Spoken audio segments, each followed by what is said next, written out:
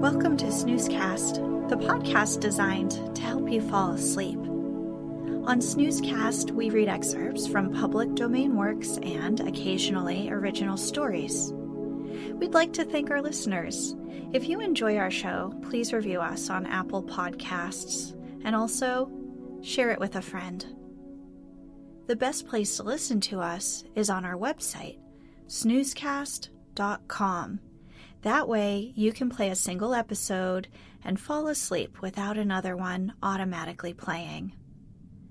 This episode is supported by that day when you look at your calendar and you have absolutely nothing to do. Originally published in 1868, The Moonstone is generally considered to be the first detective novel, and it set the groundwork for the genre's format to come. The moonstone of the title is a diamond, not to be confused with the semi-precious moonstone gem. It gained its name from its association with the Hindu god of the moon, Chandra. It was said to be protected by hereditary guardians on the orders of Vishnu, and to wax and wane in brilliance along with the light of the moon. This long Victorian book also includes Indian jugglers, death by quicksand, and the use of laudanum as a party drug.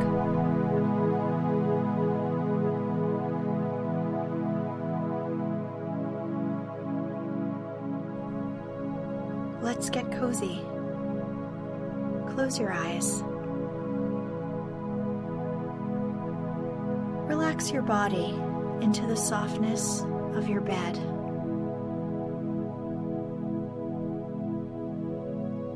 Now, take a few deep breaths.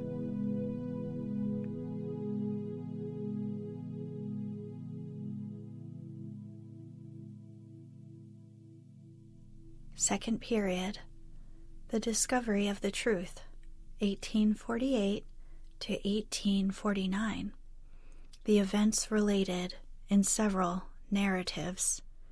First narrative, contributed by Miss Clack, niece of the late Sir John Verinder. I am indebted to my dear parents, both now in heaven, for having had habits of order and regularity instilled into me at a very early age.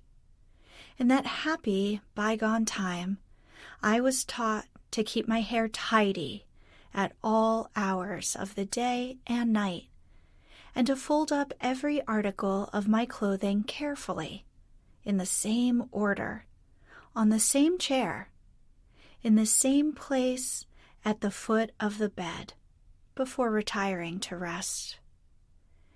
An entry of the day's events in my little diary invariably preceded the folding up.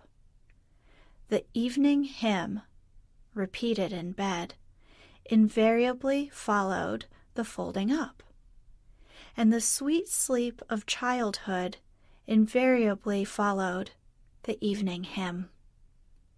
In later life, alas, the hymn had been succeeded by sad and bitter meditations, and the sweet sleep has been but ill exchanged for the broken slumbers which haunt the uneasy pillow of care. On the other hand, I have continued to fold my clothes and to keep my little diary. The former habit links me to my happy childhood, before Papa was ruined. The latter habit, hitherto mainly useful in helping me to discipline the fallen nature which we all inherit from Adam, has unexpectedly proved important to my humble interest in quite another way. It has enabled poor me to serve the caprice of a wealthy member of the family into which my late uncle married. I am fortunate enough to be useful to Mr. Franklin Blake. I have been cut off from all news of my relatives by marriage for some time past. When we were isolated and poor, we are not infrequently forgotten. I am now living, for economy's sake, in a little town in Brittany, inhabited by a select circle of serious English friends, and possessed of the inestimable advantages of a Protestant clergyman and a cheap market.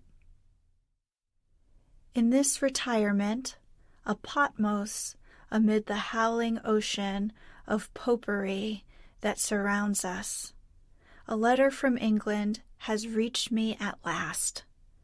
I find my insignificant existence suddenly remembered by Mr. Franklin Blake, my wealthy relative. Would that I could add my spiritually wealthy relative. Writes, without even an attempt at disguising that he wants something of me. The whim has seized him to stir up the deplorable scandal of the Moonstone, and I am to help him by writing the account of what I myself witnessed while visiting at Aunt Verinder's house in London. Pecuniary remuneration is offered to me, with the want of feeling peculiar to the rich. I am to reopen wounds that time has barely closed. I am to recall the most intensely painful remembrances, and this done, I am to feel myself compensated by a new laceration in the shape of Mr. Blake's check. My nature is weak. It costs me a hard struggle before Christian humility conquered sinful pride, and self-denial accepted the check. Without my diary, I doubt, pray let me express it in the grossest terms, if I could have honestly earned my money. With my diary, the poor laborer who forgives Mr. Blake for insulting her is worthy of her hire. Nothing escaped me at the time I was visiting dear Aunt Verinder. Everything was entered, thanks to my early training, day by day as it happened, and everything down to the smallest particular shall be told here. My sacred regard for truth is, thank God, far above my respect for persons. It will be easy for Mr. Blake to suppress what may not prove to be sufficiently flattering in these pages to the person chiefly concerned in them.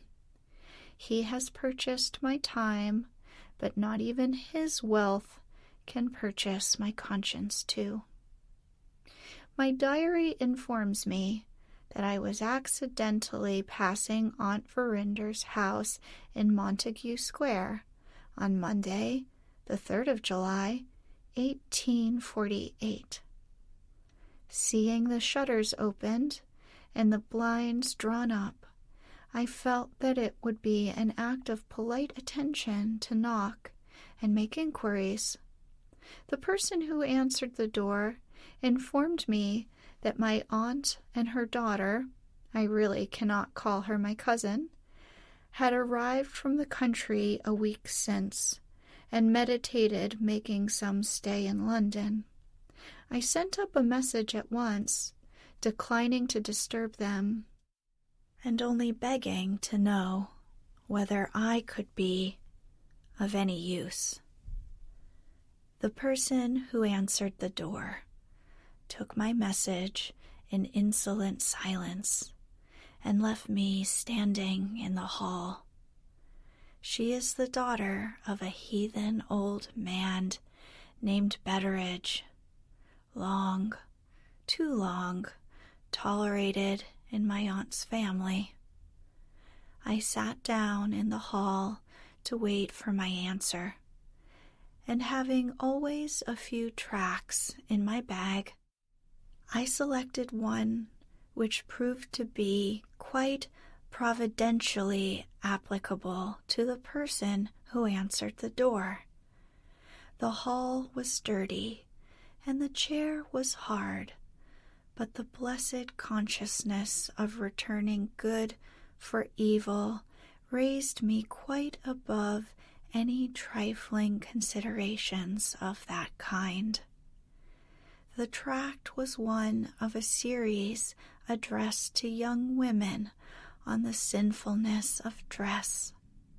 In style, it was devoutly familiar. Its title was "A Word with You on Your Cap Ribbons." My lady is much obliged and begs you will come and lunch tomorrow at 2. I passed over the manner in which she gave her message, and the dreadful boldness of her look. I thanked this young castaway, and I said, in a tone of Christian interest, "Will you favor me by accepting a tract?" She looked at the title. "It is written by a man or a woman, miss? If it's written by a woman, I had rather not read it on that account. If it's written by a man, I beg to inform him that he knows nothing about it." She handed me back the tract and opened the door. We must sow the good seed somehow. I waited till the door was shut on me and slipped the tract into the letter box. When I had dropped another tract through the area railings, I felt relieved, in some small degree, of a heavy responsibility towards others. We had a meeting that evening of the Select Committee of the Mothers' Small Clothes Conversion Society. The object of this excellent charity is, as all serious people know, to rescue unredeemed fathers' trousers from the pawnbroker, and to prevent their resumption on the part of the irreclaimable parent by abridging them immediately to suit the proportions of the innocent son. I was a member, at that time, of the Select Committee, and I mention the society here because my precious and admirable friend, Mr. Godfrey Ablewhite, was associated with our work of moral and material usefulness. I had expected to see him in the boardroom on the Monday evening of which I am now writing, and had proposed to tell him, when we met, of dear Aunt Verinder's arrival in London. To my great disappointment, he never appeared. On my expressing a feeling of surprise at his absence, my sisters of the committee all looked up together from their trousers. We had a great pressure of business that night, and asked in amazement if I had not heard the news. I acknowledged my ignorance, and was then told, for the first time, of an event which forms, so to speak, the starting point of this narrative. On the previous Friday, 2 gentlemen, occupying widely different positions in society, had been the victims of an outrage which had startled all London. One of the gentlemen was Mr. Septimus Luker of Lambeth. The other was Mr. Godfrey Ablewhite. Living in my present isolation, I have no means of introducing the newspaper account of the outrage into my narrative. I was also deprived, at the time, of the inestimable advantage of hearing the events related by the fervid eloquence of Mr. Godfrey Ablewhite. All I can do is to state the facts as they were stated on that Monday evening to me, proceeding on the plan which I have been taught from infancy to adopt in folding up my clothes. Everything shall be put neatly, and everything shall be put in its place. These lines are written by a poor, weak woman, from a poor, weak woman who will be cruel enough to expect more. The date, thanks to my dear parents, no dictionary that ever was written can be more particular than I am about dates, was Friday, June 30th, 1848. Early on that memorable day, our gifted Mr. Godfrey happened to be cashing a check at a banking house on Lombard Street. The name of the firm is accidentally blotted in my diary, and my sacred regard for truth forbids me to hazard a guess in a manner of its kind. Fortunately, the name of the firm doesn't matter. What does matter is a circumstance that occurred when Mr. Godfrey had transacted his business. On gaining the door, he encountered a gentleman, a perfect stranger to him, who was accidentally leaving the office exactly at the same time as himself. A momentary contest of politeness ensued between them as to who should be the first to pass through the door of the bank. The stranger insisted on making Mr. Godfrey precede him. Mr. Godfrey said a few civil words. They bowed and parted in the street. Thoughtless and superficial people may say, here is surely a very trumpery little incident related in an absurdly circumstantial manner. Oh, my young friends and fellow sinners, beware of presuming to exercise your poor carnal reason. Oh, be morally tidy. Let your faith be as your stockings, and your stockings as your faith, both ever spotless, and both ready to put on at a moment's notice. I beg 1,000 pardons. I have fallen insensibly into my Sunday school style, most inappropriate in such a record as this. Let me try to be worldly.